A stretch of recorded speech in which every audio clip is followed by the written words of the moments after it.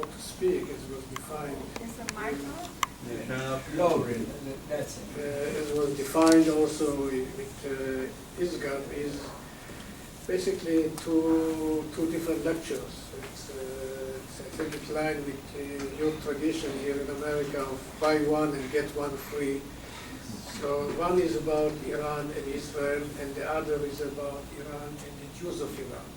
But they are also related, because the attitude of Iran to the Jewish question and the attitude of Iran to Israel is basically similar in many ways, but there are some differences. But let me begin with Iran,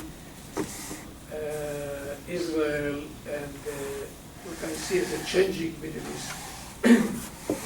And before going into it, I want to start with few preliminary remarks, because I think you cannot speak today about Iran and Israel without referring to the larger picture. And the larger picture is really leading to very pessimistic conclusions about the Middle East, the situation in the Middle East, and what's going on and what is likely to happen. For one thing, I would say the general situation in the Middle East is one of crisis that is unprecedented, I would say, in the last 100 years, since the establishment of the nation states in the Middle East following World War I and the disintegration of the Ottoman Empire. The West actually created artificial states, generally speaking, that sometimes did not have much in common between the different components of these states. Imagine Iraq, a Sunni population, Shiite population, Kurdish population made in one country. Not to speak about Lebanon, which is really artificial state composed of Maronites, Christians, Sunni Muslims, Shiite Muslims, Druze, and all these, with all the peculiarity of these nation states entities, survived 100 years. And recently we see that this system is collapsing in many of these countries. Civil war in Syria, civil war in Yemen, civil war in Bahrain, civil war in Libya, and tension in different countries of the Middle East. Some of them are not non-functioning or malfunctioning. And I think this is one of the signs of destabilizing the region, which interests of so many countries are involved and superpowers are involved.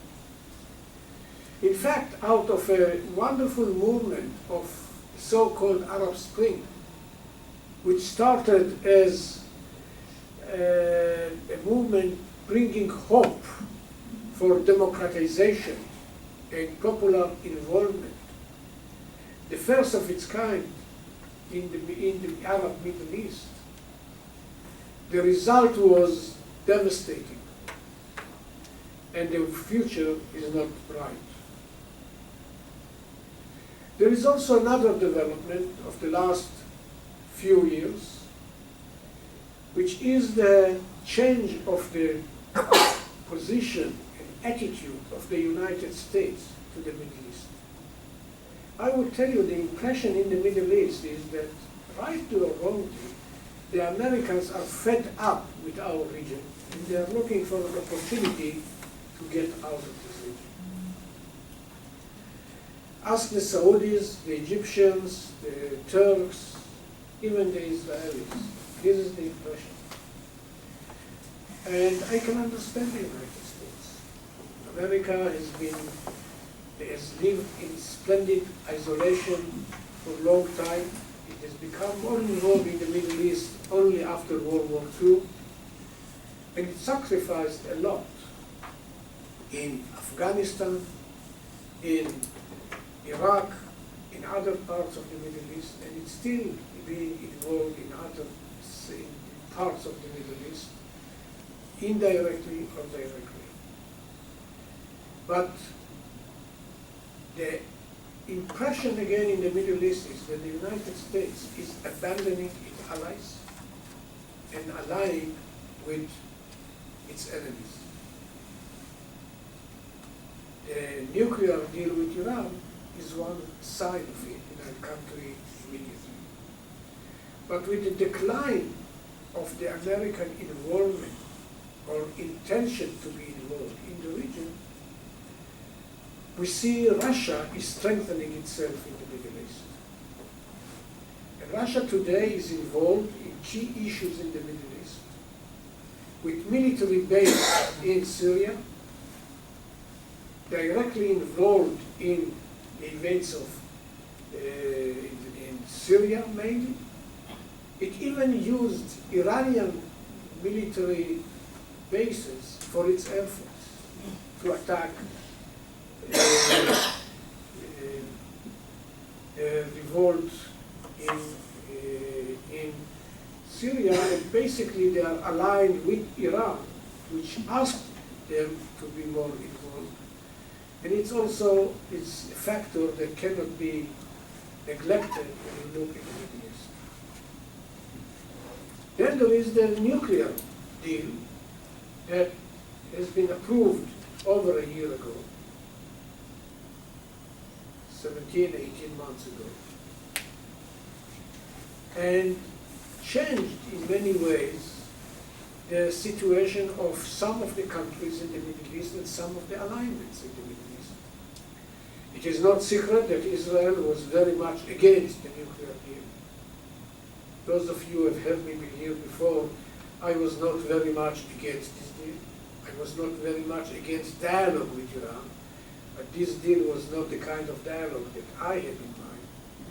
But the official position of Israel was very much against the deal. Even after it has been finalized, the Prime Minister of Israel went to Congress to speak there, and before that he was in the UN, and you remember his excellent, wonderful speeches in both places, but it did not help.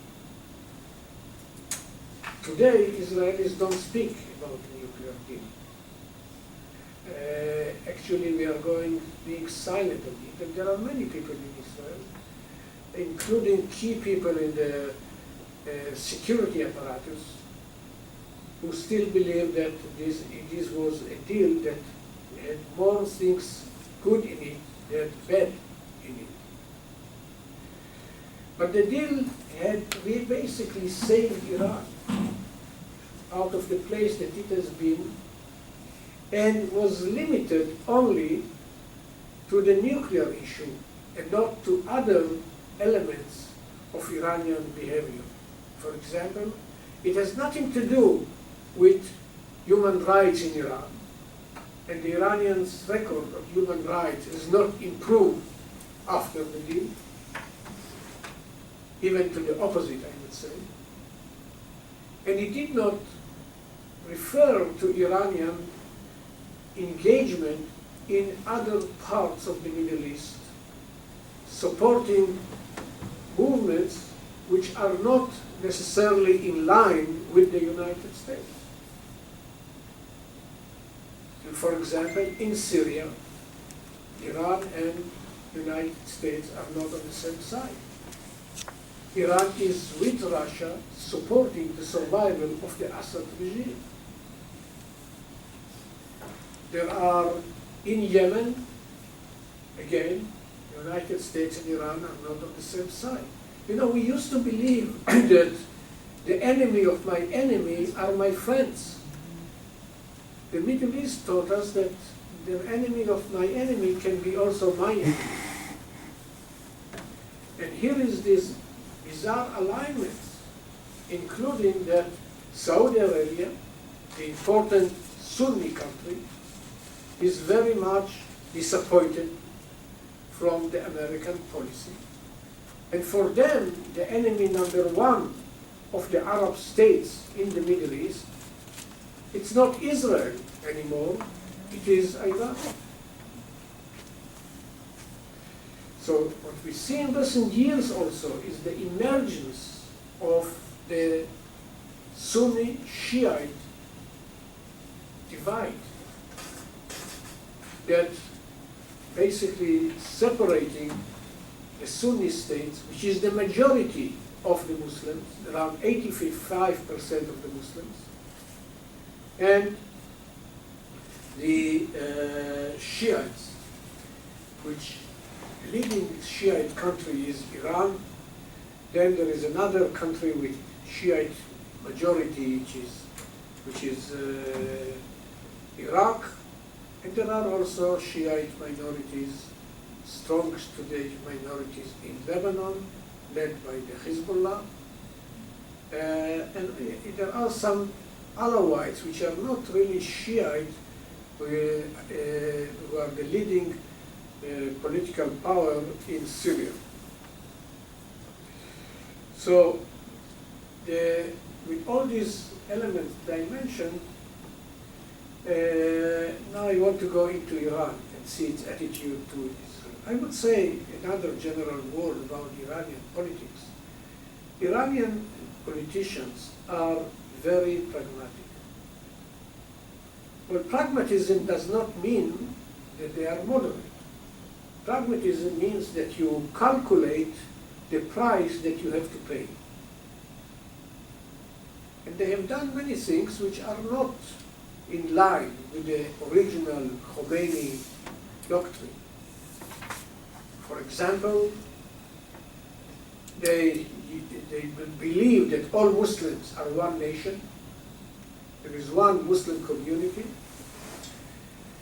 Therefore, there is one, all Muslims are one community of believers. And when it comes to the Iranian constitution, the question who can be the president of Iran, the constitution stipulates that the president of Iran must be a Shiite of Iranian origin. Not only to be Shiite, but be of Iranian origin. So if all of them are brothers and one family, why to insist that the president should be Shiite Iranian? And luckily or not, in the first presidential elections, in the first year of the Islamic Revolution, one of the leading candidates in the presidential elections was a gentleman by the name of Jalal ad-Din Farsi, Jalal ad-Din the Persian. This was disclosed few days, 4 days before the election, that the father of Jalal ad-Din Farsi was in fact Afghan. And Khomeini disqualified him. So if all Muslims are brothers, why Afghan Iranian cannot be president? There was a war in Nagorno-Karabakh in the early 90s, in which Armenian Christians were fighting with Shiite Azerbaijanis. Iran supported the Christian Armenians. In fact, the closest relation that Iran has with the former Muslim republics, or the Muslim republics of the former Soviet Union, the closest relations are with Tajikistan, which is Persian by its culture. The most tense relation that Iran has, it's with the only Shiite republic of Azerbaijan. So I could have gone on and on to show you how much Iran deviated from its dogmatic principles in transfer from opposition to power. But you know, this happens to all political movements, all revolutionary movements. There is a huge difference between what they say in opposition and what they do in power. And I exclude the contenders for your presidential campaign this time. I believe they will do exactly what they promise. But usually that's not the case. Because in opposition you can say whatever you want. In the Muslim world they say there is no tax on promises on election campaign. But when you are elected, when you are in power, you can do only what you can do. And with authority, often enough comes responsibility.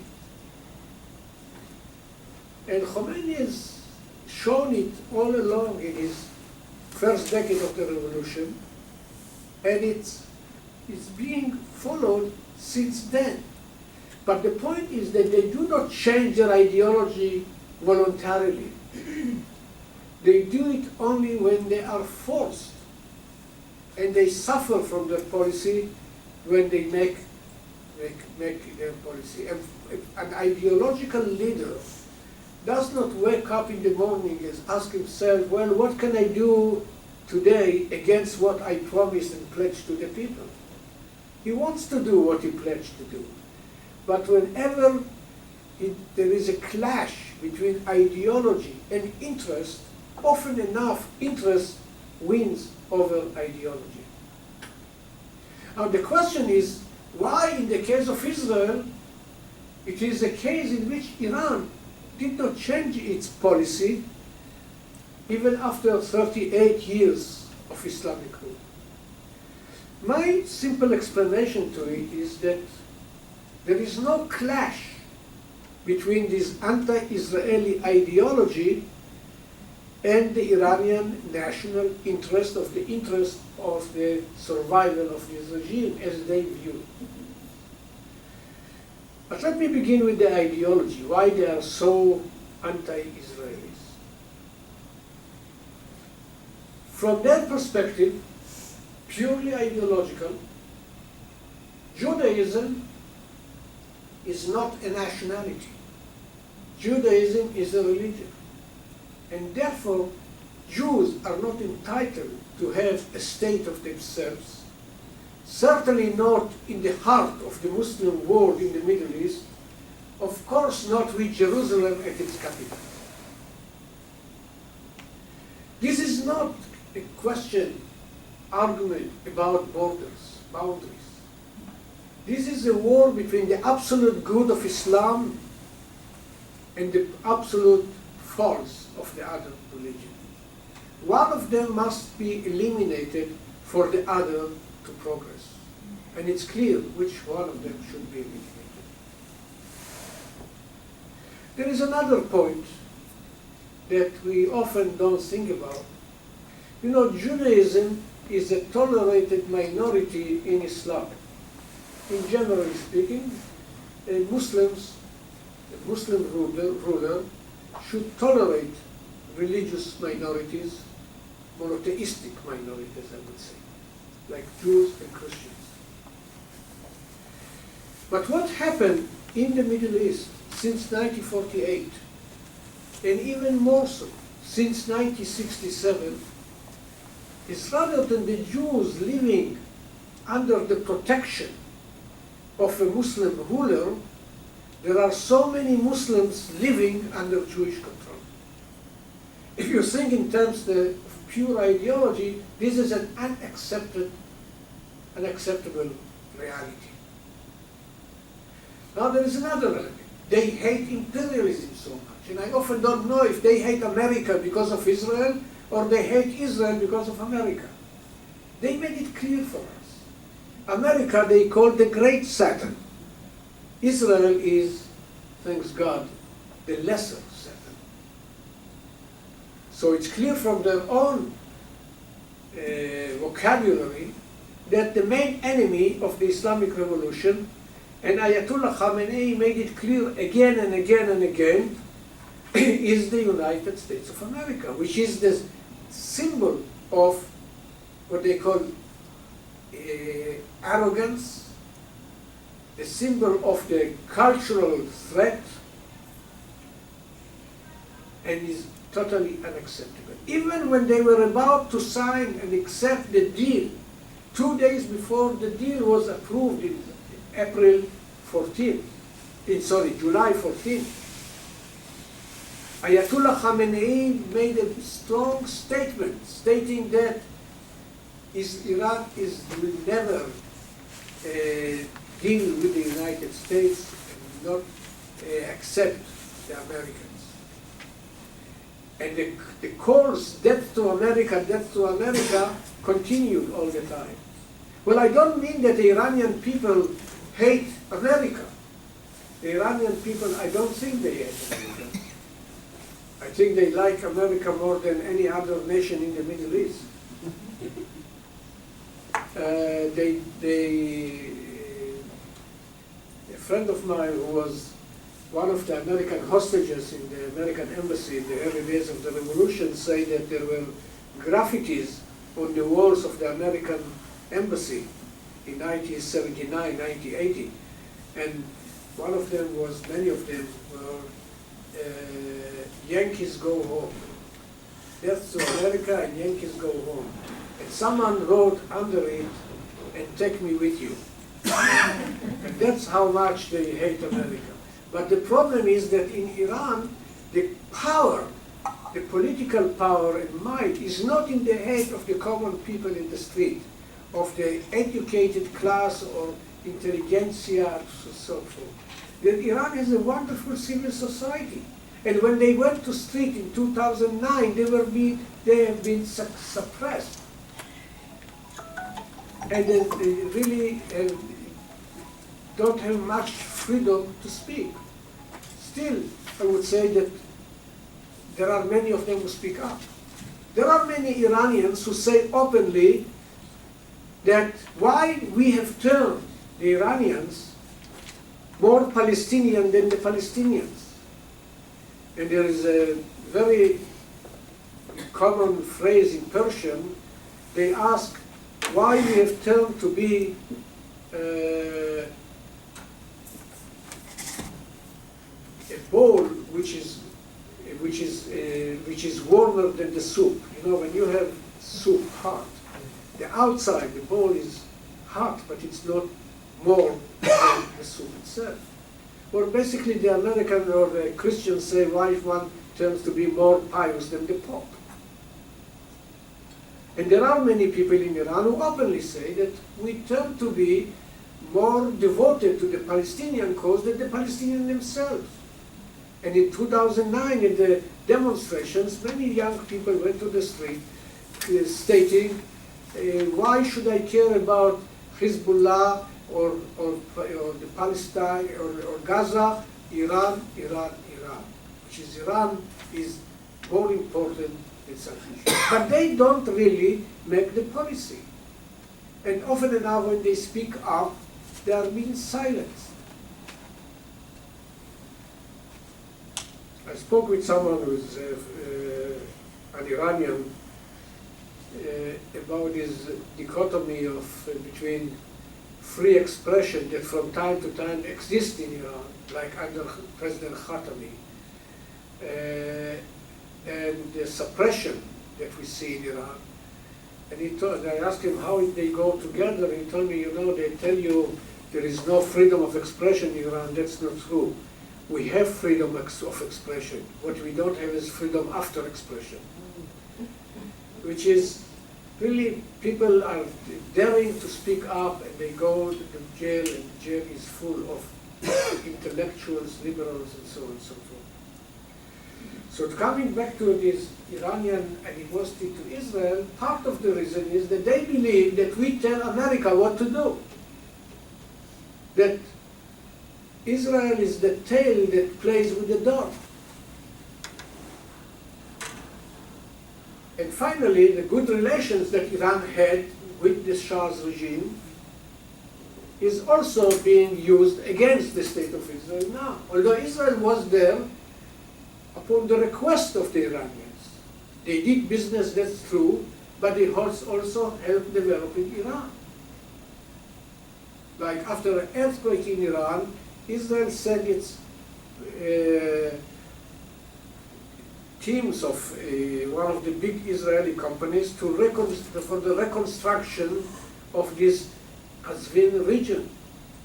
They've done very good things in Iran. The alliance between Iran was very firm, but that's exactly one of the reasons that they now hate Israel, because whatever was good for the Shah is bad for the Islamic regime. So I think that so far I gave you the ideological framework, why they hate Israel. Now the question is, why is there any pragmatic reason to change their policy? I don't think so. I think Israel is what some Iranians say, Israel is a convenient enemy.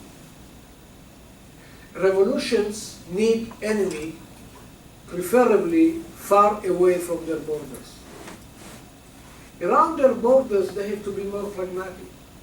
When it comes to Israel, which is farther away, Iranians don't fight, at least until recently. The Iranians did not have troops on the borders of Israel. Now they have in Syria. So if you run into difficulties like economic problems, it's always good to blame someone else. Israel has been used all the time that because of this Israeli Saturn, we have to arm, we have to spend money outside the country, and whatever there was a problem, they find a good excuse of the need to fight.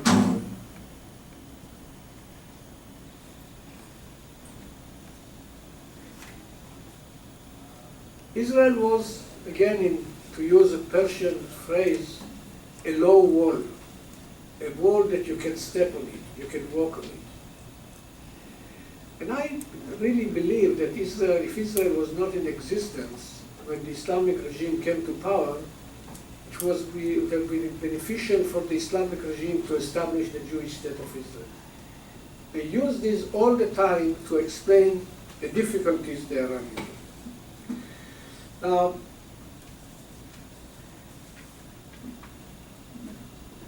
the Iranians who ultimately agreed to deal with the Americans.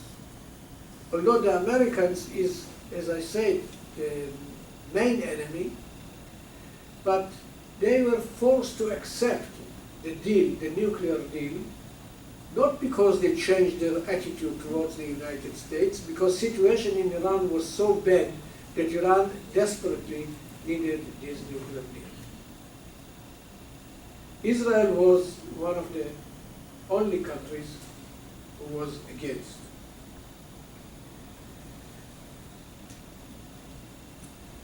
If you just imagine the difference between the position of Iran in the Middle East in 2013 and 2 years later in 2015, you can see how much Iran benefited from the nuclear deal.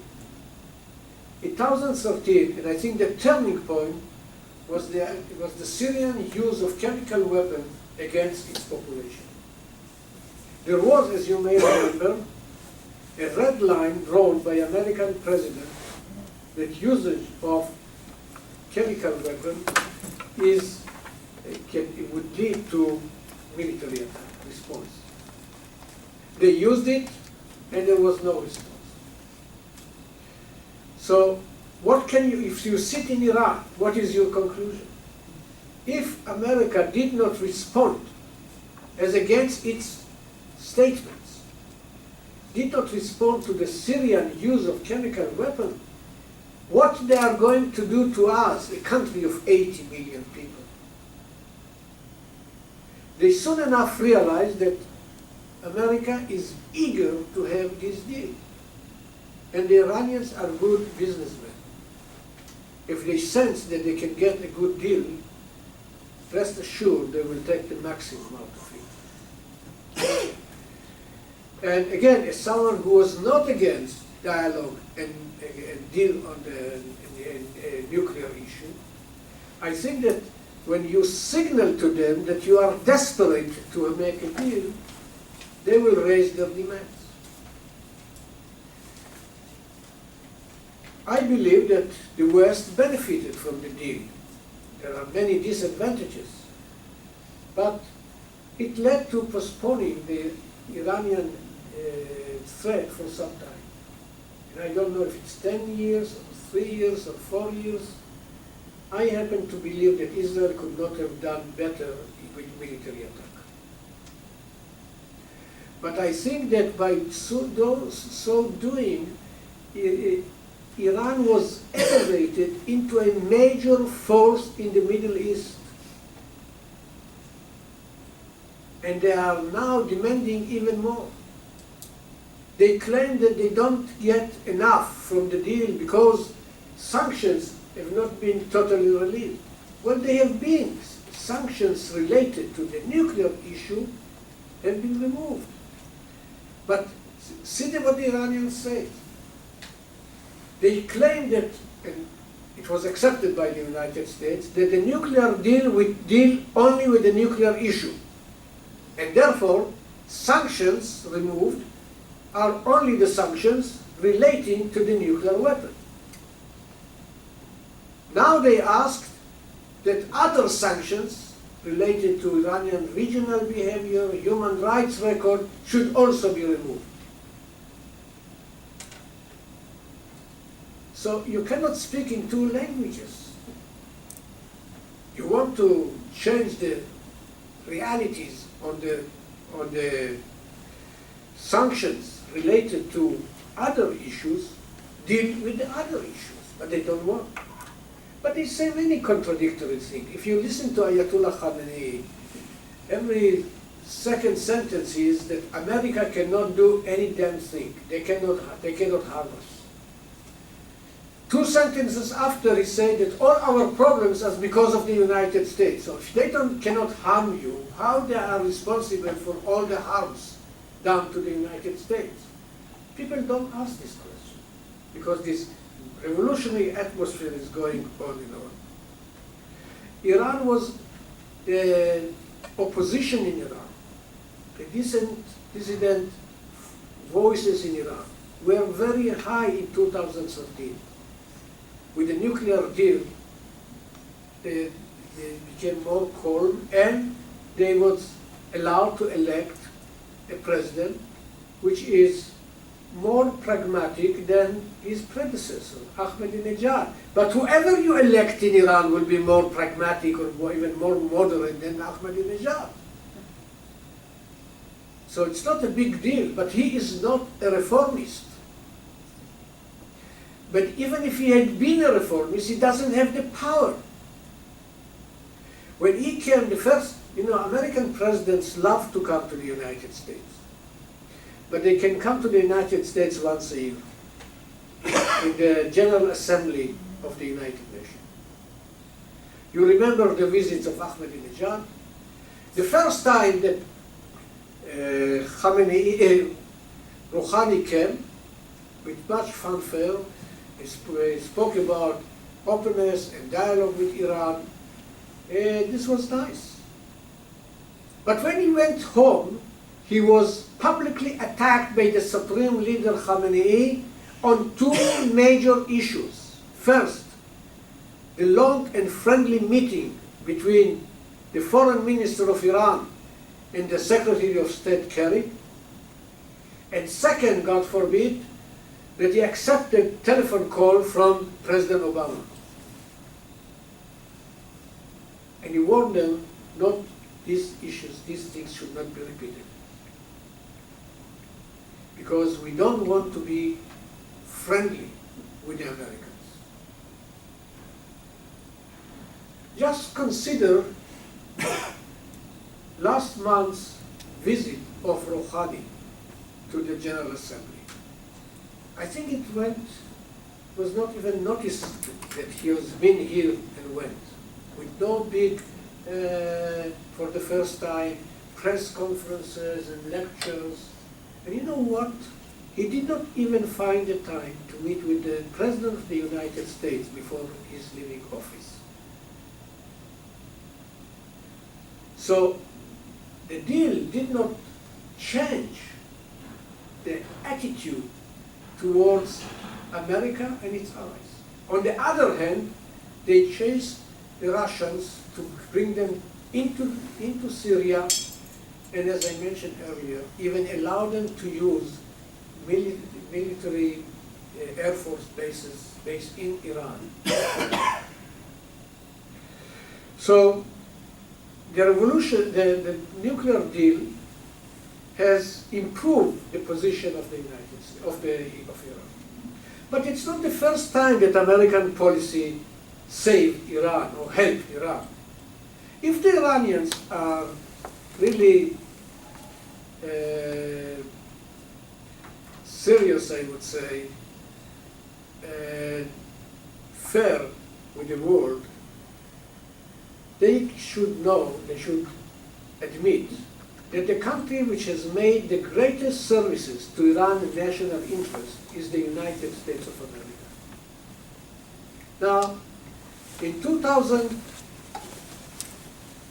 1991, America led a coalition to attack Saddam Hussein, the enemy number one of the United States. Sorry, the enemy number one of Iran, with whom the Iranians fought for 8 years. Basically, this coalition removed the main danger on the western borders of Iran. 2002, America led another coalition to attack the Taliban in Afghanistan, the enemy number two of Iran.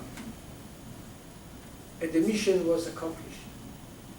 2013, the Americans returned to Iraq to remove Saddam Hussein. And I think 2015, they provided them with a deal, which is the deal of their dreams. And again, I exclaim that it's also good things in it for the United States. But the Iranians have their own peculiar ways to say thank you to the United States. They continue with this debt to America, and I refer you to this website of Ayatollah Khamenei. Immediately after the deal, there was a big picture of an iron fist made up of military equipment, military airplanes and tanks and all kind of military stuff. And it said that with this power, we smash the military power of the United States of America. And we are today a power equal to the United States. I think it's a bit of chutzpah, but that's something else. Now, what is the difference between what was done recently with the deal and the previous services of the United States to Iran's national interest? All the previous ones did take place, but the main intention was to save the American interest. They were not intended to help Iran. And I have a doubt that the deal was done also to help the Iranians, to get them out of isolation. And I would say at least this was a strategic change in American policy. The Iranians did not reciprocate with strategic change. They did some tactical changes because they needed this nuclear deal. The nuclear deal basically for the first time gave recognition, official recognition of the Islamic Republic of Iran. The nuclear deal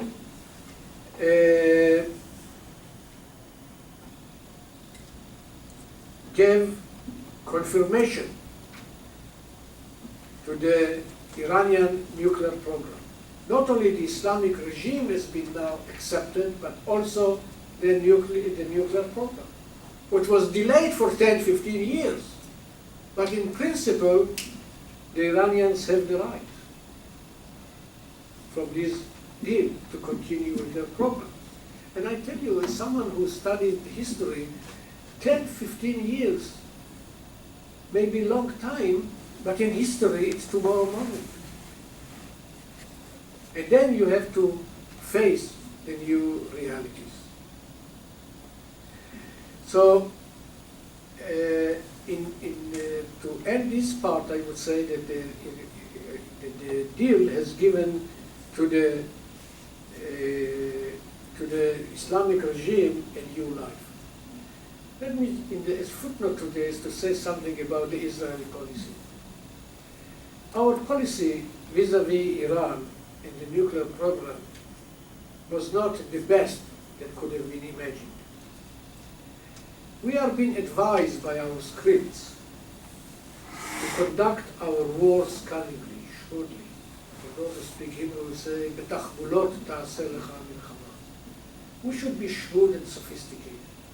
Our policy was not shrewd nor sophisticated. This idea of every day to go with statements that attack Iran, we will attack Iran, we will destroy it, what? But there is a dilemma. First, I would say that Iran with nuclear power is a serious threat to the state of Israel, no doubt about it. And when I think about a president like Ahmadinejad, that had this apocalyptical vision that he is paving the way to the return of the Imam that has disappeared, of course it's dangerous. You know, when he first visited the United Nations in the General Assembly in 2005,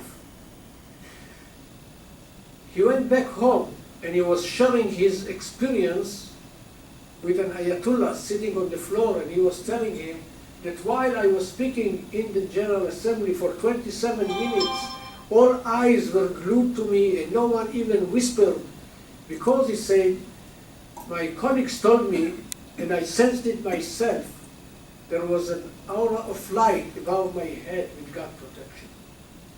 Leaders who speak in these terms should not get close to nuclear weapon, period. They don't need to think about anything else. The question is how you struggle with it. Here is also the Israeli dilemma. If we speak about it, the world will think that it's only the problem of the state of Israel. And when some countries say, this is the problem of the Israelis, why should we mind? If you don't speak about it, the world will forget it. Still, I would say that Israel has gone too far in jumping in the head of the queue and publicly speaking about the nuclear deal every day. Now, including going to Congress behind the back of a sitting president, when the deal was done. There was nothing that could be done at this stage. So I don't think it was the smartest policy that we could have had. Strangely enough, a bit after the deal was done, honestly, you don't hear Israelis speaking that much about Iran. Go back on your statements that you see from the Iranians. You hear more voices claiming that the deal was good than voices claiming that the deal was bad. Look, most of these former heads of the military apparatus, of security apparatus in Israel, were made public to instead against military attack, and claimed that there are advantages to the nuclear deal. But the point is that the people who yesterday jumped on each opportunity to speak that we attack, they don't, and I think it's good. You know, you don't have to threaten. If you want to act, I once told one of our officials that I quoted the line from a movie that I like, The Good, the Bad, and the Ugly. If you need to shoot, don't talk. Well, I was asked by people in the Middle East, why you did not threaten Iraq before the Israeli airplanes went there and attacked? Why you didn't threaten Syria when all the world claims that Israelis attacked their nuclear sites? So why you are so vocal against Iran? And some concluded that's maybe because you can't. And I honestly think that this task should have been left to the United States of America. The only country who could have dealt with the nuclear militarily, with the nuclear Iran, was the United States. And you know, the United States, for reasons that you may agree or disagree, decided that they should explore other venues to neutralize this threat, at least for some time. Here I want to move to, more briefly, to the Jews of Iran. Iranian Jews have suffered in Iran for a long time. People don't know about it because people don't really, in the West, were not aware what happened to the Jews of Iran because Iran was distant from the West. The West was much more familiar with Egypt or with the Ottoman Empire, less so about Iran or about Shiite Islam. We in Israel have cherished Iran and friendship with Iran because we see Iranian history in two different parts. First, Cyrus the Great. Jews are obsessed with Cyrus the Great, who gave the Jews the freedom to go and build the temple. Every child in Israel knows Cyrus the Great. And I can tell you, I'm not sure you know, Cyrus the Great is the only non-Jewish leader whose our Old Testament speaks favorably about. No, we Jews are not very giving compliments to others. But when it comes to the leaders of the world, we have only ugly things to say. But Cyrus the Great is considered as Messiah. So in our tradition, Iran is good. Also we remember the last Shah of Iran, in which life of the Jews in Iran and the relations with Israel were so good. You know, Israelis were present in Iran in all places before the revolution. There were 2 Israeli schools outside the country. One of them, I don't think, I'm not sure, it's Paris or in Belgium. I think in Paris. The second was in Iran. So when you look at the two extremes, old ancient history and new history, Iran was good. Iran had formal relations with Israel. But in the 19th century, 18th century, and before, Jews really suffered. Now, Shiites are more extremists when it comes to strangers. There is something to give one example. Jews and Christians, infidels, are ritually impure.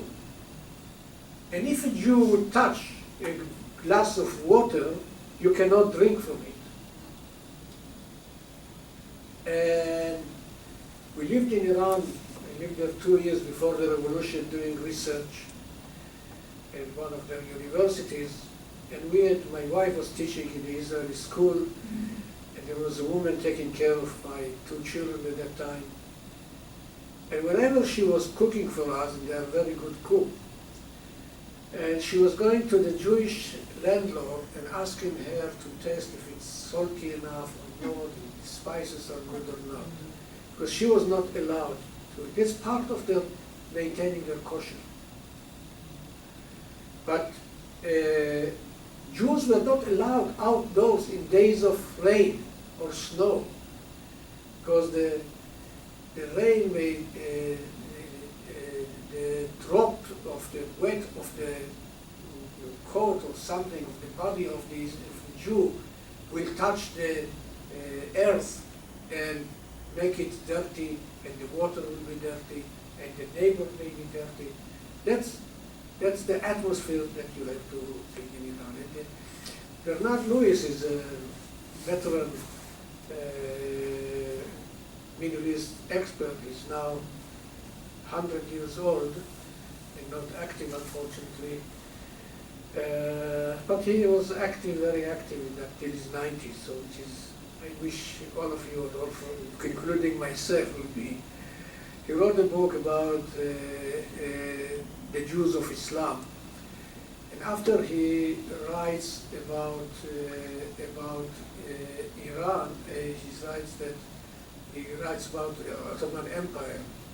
He says that compared with the Jews of Iran, he wrote about Iran, so compared with the situation of the Jews of Iran, the Turks are living in paradise. That was the difference between Sunni Ottoman Empire and Shiite Iran. Much harsher treatment. But relations improved, and Iran had, before the Islamic Revolution, it was the largest Jewish community in the Middle East, and one of the largest, one of two large communities of Jews in Asia and Africa. South Africa and Iran had roughly 100,000 each. And relations between the Shah and Israel, the Jews of Israel prospered with the Iranian modernization. And here comes the Islamic Revolution. And everything was changed. Whatever was good became bad. Because inherently, the Islamic revolutionary ideology is anti-Semite. Consider one of the Mein Kampf of Ayatollah Khomeini. In his book, the first page, he speaks about ever since the beginning of Islam, the Jews were the enemies of the Prophet. And it goes on and on, all kind of statements, including coming to this question of the impurity of the Jews. In another book, Khomeini raises the question, which I think it's insulting. If a Jew converts to Islam, okay, he becomes pure. He was impure before, he's pure later. But what about his dress that this man was sweating? Is this dress pure or impure? You see that the thinking of it shows how extremist and radicals they were. After the revolution, fortunes have changed, and the Jews who belong to the elite of society, identified with the Western culture, identified with Judaism, identified with the State of Israel, have turned to be the enemies.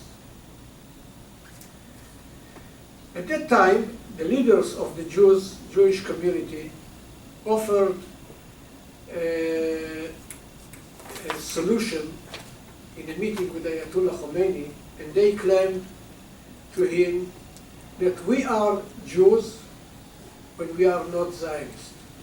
We are culturally Jews, but politically we are not Zionists. And Khomeini accepted this separation. And he made this in many of his statements. But the question is, can you really distinguish who is a Jew and who is Zionist? Honestly, I cannot. When a Jew prays on Passover next year in Jerusalem, by definition it turns to be Zionist. He's urged to go back to Zion. But how you can explain to the people in Iran who is Zionist? Now, for one thing, they refer to the American Jews, all of them, as Zionists. They even speak about the Zionists of the days of Prophet Muhammad. For God's sake, there was no Zionism in the 7th century. So how you can ask them to distinguish between the two? It became too absurd in one article that I want to share with you, published in Iran in the early 80s by a former professor of Tehran University. And this article spoke about against the Jews. All the problems of the world are because of the Jews. From Freud and Einstein, God forbid, and others, all that have been anti-humanity. Now, it's not politically correct even for Ayatollah Khomeini to publish such an article, so there was, in the box, in the article, the editors added an editorial note, which says that the readers are certainly aware that whenever he writes Jew, whenever he writes Israel, whenever it writes Jews, it should have been a Zionist entity. Now, the people who read when they read that the Jews have been the enemies of the Prophet, should replace it, the Zionists have been. Well, this is not a computer that you can command, delete, or replace Israel with Jews. When you read the article, you are convinced that the Jews are so bad. Then they went to denial of Holocaust. But I think it's a way far that you can expect a civilized country like Iran. But everyone says, well, this was Ahmadinejad. No, that's not only Ahmadinejad. The protocols of the elderly of Zion are being published today more in Iran more than in any other country. But consider the moderate, so to speak, President Rouhani, who came to Israel in 2013, and he was asked what he thinks about his predecessors' denial of the Holocaust. You know what was his answer? I am not an historian. I am a politician. My dear friends, you don't need to be a historian to know that there was Holocaust. And you know, everyone in America was happy. And as though he's a moderate man. He's not a moderate. This kind of statement, I dislike. By the way, at that time, he also wanted to meet the leaders of the Iranian Jews in the United States. And the meeting was not very successful, so to say. So I think that when it comes to the Jews of Iran, I would say that the prosperity and progress of the Jews of Iran in Iran in the late days of the Shah's rule was the exception to the rule. Many Jews left Iran. There are in Iran today, of the 100,000 Jews before the revolution, around 10,000 Jews. It's still the largest Jewish minority in the Muslim world. When everyone goes and says Iran is an existential threat, the Jews of Iran continue to live there. Iran was emptied from its young Jewish population. To be honest to them, I would say that the Jews are allowed to practice their religion. A religious regime does not necessarily restrict the freedom of practicing your faith, but they are limiting themselves, they are imposing on themselves limitations even more than the Muslims. They would not dare to go outdoor without the veil. They are faithful to the regime. In the synagogue, they will pray for the well-being of the supreme leader and the military forces or whatever of the Iran. What I would really want to conclude is, I lived recently for the first time for 6 months in Los Angeles. It should be known as to be in Tehrangeles,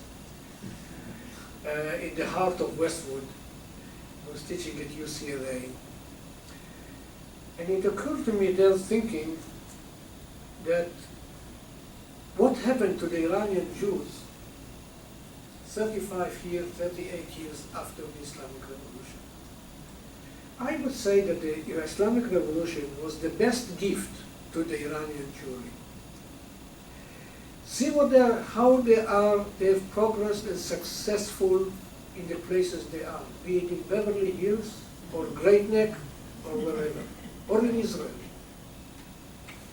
The first generation of Jews escaped Iran, Islamic Iran, to live in other places, have progressed way beyond what you could have expected them to achieve in their own country.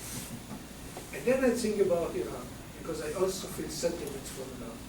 What happened to Iran that so many professionals and wonderful people left the country serving other states rather than being in Iran, forgetting about their slogans and working for the well-being of the young people of Iran. But it is only my naivete and dream that things will change for the better. Thank you.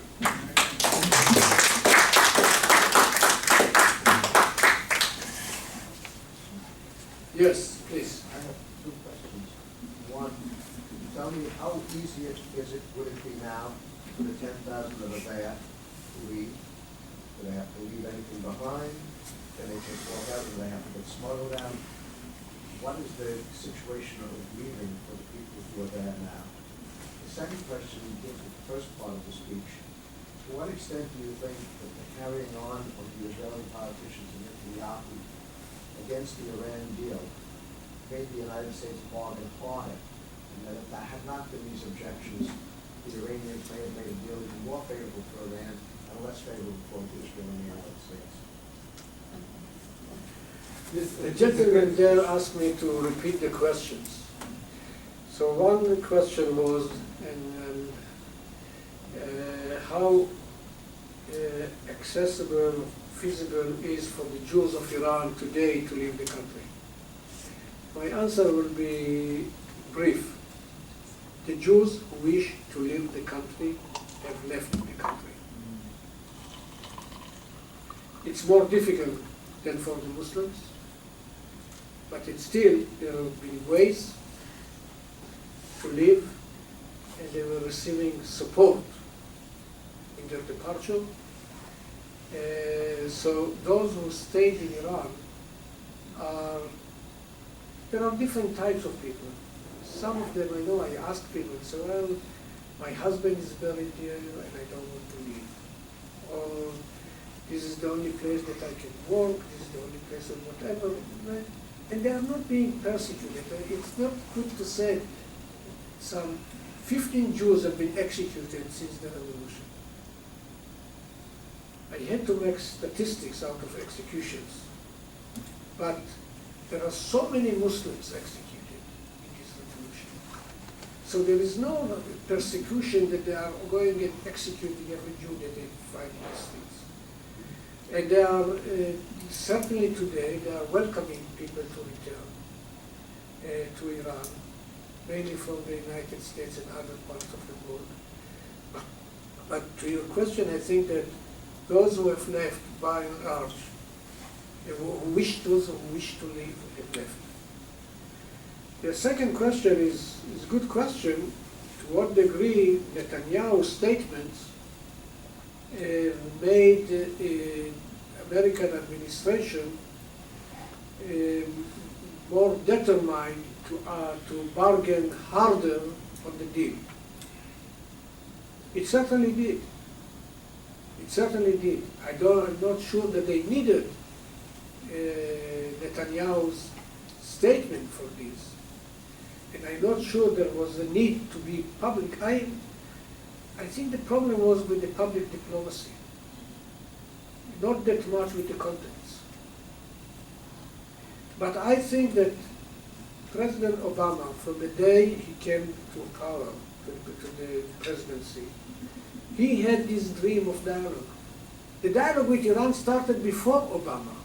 It started under Ahmadinejad. But you could see, I think that also the two men, their body language speaks for itself. They don't like each other. And I think it started not because of fault of Bibi Netanyahu. Excuse me, which two men? Obama and Bibi Netanyahu. I should say two supreme leaders. Out of the same category. No, the supreme leader for me is reserved for Ayatollah Khamenei. He's officially the supreme leader of Iran. Obama, a few months after his election, made his trip to Cairo and made his famous statement there, which was not nice to the Israelis, which is okay. I think what was not good, that you are in Cairo, take your airplane and travel to Israel it's only 40 minutes flight. And speak with the Israelis also. And since then, this cycle has continued and worsened.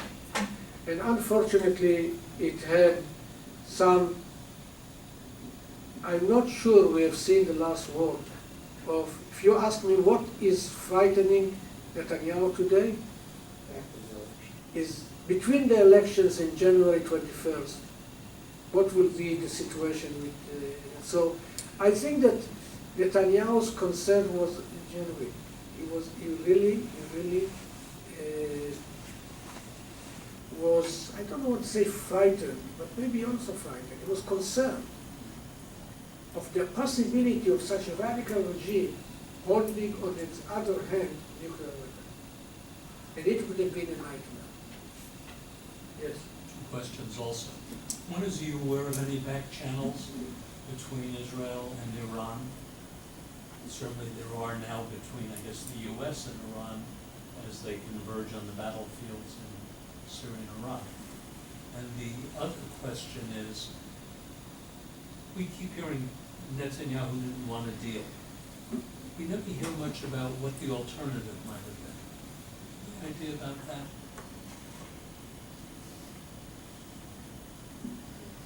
Well, the first question was if there are back channels between Israelis and the Iranians. Well, as one who is involved in few of these track 2 meetings, I don't think I want to elaborate on this, but there are meetings of academicians, former officials, in track 2 meetings. Some of them have been leaked to the press, but this is not coming any close to serious dealings between the two states. We had negotiations official between Israelis and Iranians in the early days of the revolution, which led to what you call the Iran-Contra, sale of arms for hostages in 85, 86. So I don't think that you can call these kind of things as back channel negotiations. So my answer to this is that so far as I know, nothing really serious emerging from it. The other question was, what is the alternative to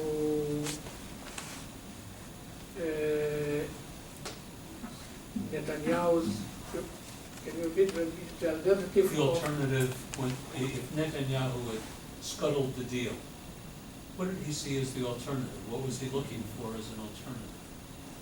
What was given Netanyahu's alternative if he doesn't accept the deal? So what if the deal didn't happen, what would he have liked to see in its place? Well, what he expected to see in his place, I would claim that it is not necessarily military attack. Bibi Netanyahu is much more careful that he needed this threat to be on the table.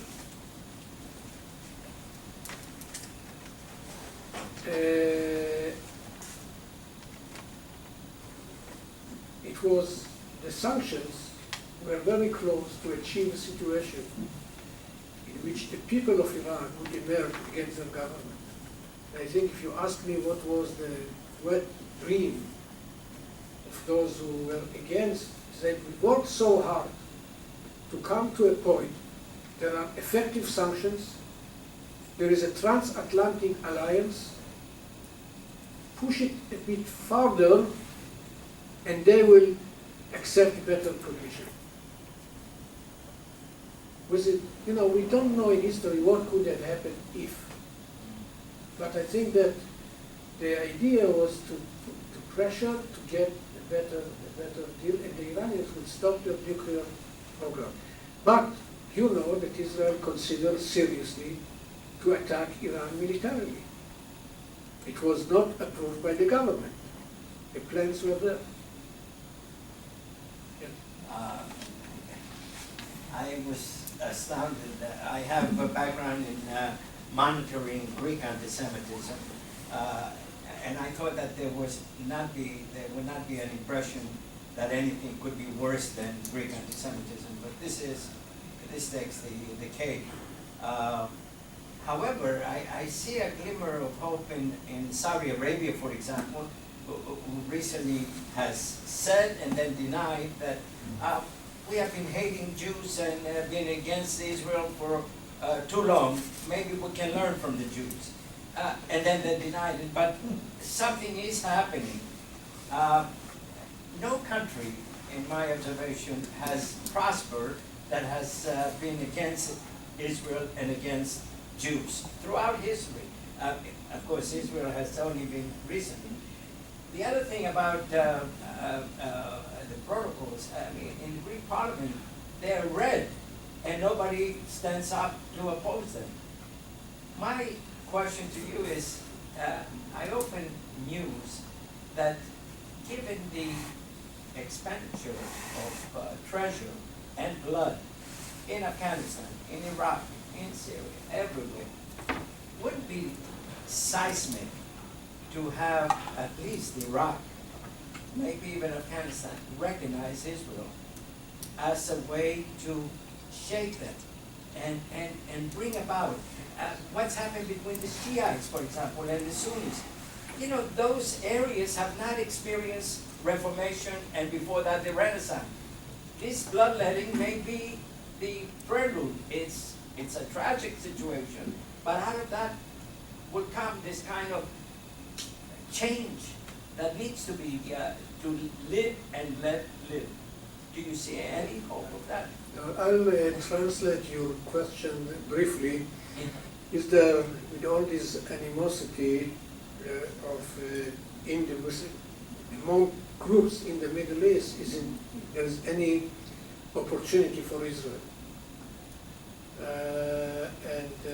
Examples being with Saudi Arabia, you are right, there have been meetings, there have been a Saudi general that came to Israel with delegation and met with the Director General of the Israeli Foreign Ministry, and there are some convergence of interest between Israel and the Sunni, and someone even suggested that we have to do something to turn Israel into the first Jewish Sunni country. It's coming, and I think there is a lot in it. And I'm expressing my own views, and I would say that we are missing an opportunity. Israel is, regarding Iran, is living in the old history, the past, of the periphery concept of David Ben-Gurion as the first Prime Minister of Israel, who advocated that since we don't have good relations with our neighbors, we should cultivate relations with the neighbors of the neighbors, or the enemies of the enemies. And then we started with this strategy of improving relations or establishing relations with Turkey first, Iran, and Ethiopia. And I think we are still captive in this concept. I think we should now, at that time, the center was radical, Egypt, Syria, even Jordan, Iraq, and the periphery was moderate. Today, the periphery is radical. We have peace with Egypt and Jordan. We have common interest with some other Sunni Muslim countries. And I think that we should try more and improve our relations. Some of you will not agree with me, because I myself don't believe that it is an opportunity now to speak of the Palestinian issues. But I think that if you want to go to this move towards the Sunni Arab countries, you have to start dealing with the Palestinian problem. You know, as one who for many years traveled in the world and tried to convince that the Arab-Israeli conflict, the Israeli-Palestinian conflict, is not the only problem in the world. Now I'm coming to say that the Israeli-Palestinian problem is also a problem that should be addressed. We are missing an opportunity. But what happens with Israel? If there is violence by the Palestinians, there is no one to speak with. If there is no violence, there is no reason to speak with. So no matter where you go, this is being delayed. And we claim that that we don't have partners, disregarding the fact that we ourselves are not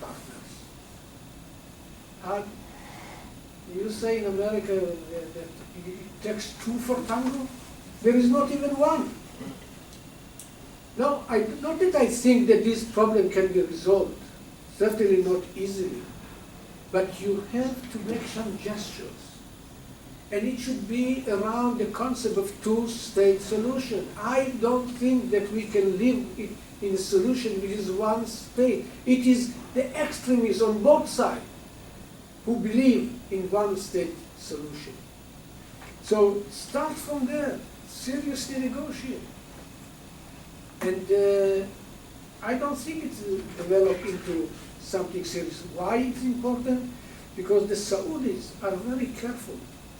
Even if they want to deal with Israel, they need to satisfy public opinion in the Arab world. And emotionally, the Palestinian issue is a major issue. Unfortunately, even we speak with the West Bank Palestinians, we still have to deal with the Hamas. The solution is not easy. But I think that to make some gestures and offers, you have to show some willingness. And out of all politicians in Israel, I heard Lieberman, who is supposed to be to the right of Bibi Netanyahu, came with his statement that you should speak around the question of the two-state solutions. And he is the defense minister, and I must tell you, it's again proved that how you transform when from opposition to authority. Where you sit is where you stand is where you sit. And with defense minister, I think so far he was very good. Yes, please. You should stop us whenever you think it's time. You mentioned that Israel doesn't attack nuclear facilities. It does attack nuclear facilities quietly, right? When we attacked Iraq and when we attacked Syria. But then you said that Bibi was making all this noise and going to Congress and making a whole big show. And now it's quiet in Israel. Nobody's talking about an attack on the Persians. So doesn't that mean that in 5 or 10 years we're going to take 100 F-35s and whack the Iranians and take out the nuclear facility? Isn't it obvious that that's what we're going to do? I don't have any authority to approve or disapprove what you say. Thank you. I can tell you one thing which is for sure. Israel will find it very, very, very difficult to live with Iran with nuclear power. Military nuclear. Just one other. I got a call from a friend from Azerbaijan, whose parents are from Azerbaijan, and he said just this weekend, thousands of Iranians rallied in Tehran for the birthday of Cyrus, and looking back to the good old days of the Shah. Any comment? Have you heard about that? Is it true? Yes, but you can Google and find it. The birthday of Cyrus the Great is supposedly October 29th. And the birthday of the son of the Shah is the same day. And the people went to the rally demonstration. They also spoke about, called Long Live the Pahlavis, the family of the former dynasty. And that's why it was taken very seriously. Many people were put in jail. But when you see what Syria is doing to its people, or the 2009 Iranians went to the streets, it's really very difficult for people to make the next step and then go to the streets. But you are right, there have been very harsh statements and harsh measures taken.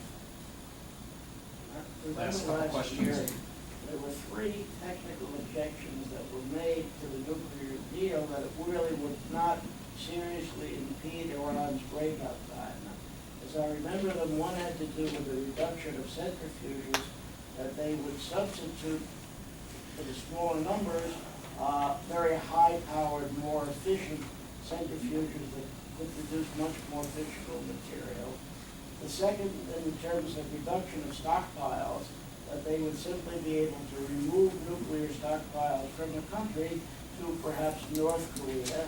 And the third, in terms of, Not to North Korea. well, to somewhere. Brazil, maybe.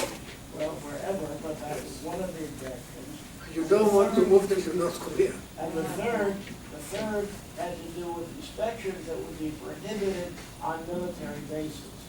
And my question is, we're now over a year into it, to what extent, if you have a way of knowing if any of these predictions for invasion by the Iranians come to pass? Well, the question is if basically, I know maybe I don't translate your question or phrase it accurately, if the Iranians are obeying the deal. Well, no, not only obeying the deal, but the centrifuges would be consistent with the deal, but it would produce more material. And then, in terms of ways they could disobey the deal, the evasion of shipping nuclear material out of the country, and the lack of the ability to inspect certain locations in Iran that include, of all things, military bases, which are highly likely repositories for a nuclear stockpile. Well, in few words, to be honest with you, I don't really know.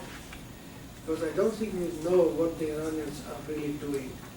But I trust their wisdom to make all it's possible to follow what they have committed. But they are not really doing what they have committed. For example, by the nuclear deal, they have committed to restrict their missile activities. But then, immediately after the deal was signed, missiles were sent from the Caspian Sea. Some people in Iran, in the Revolutionary Guards, didn't buy the deal, could not travel to Moscow, and they did. So they will always try and test the other side. But in generally speaking, it is their interest to cooperate. I don't know if it's answering your question, but I don't have the technical information to supply.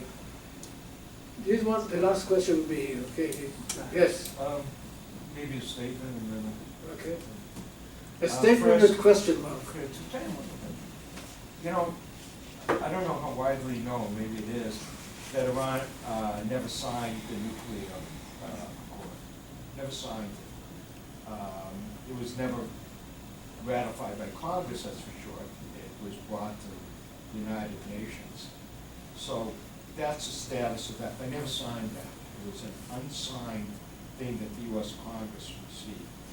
There's so many little things that, you know, that are available to all of us on the internet. 2009 in Cairo,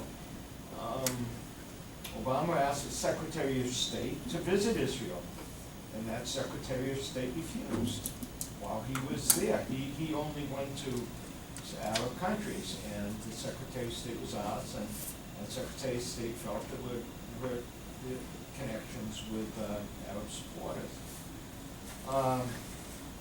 I wouldn't get too anxious about Israel attacking Fordo. I mean, there's F-35s that is problematic anyway, and I wouldn't pay anything for them.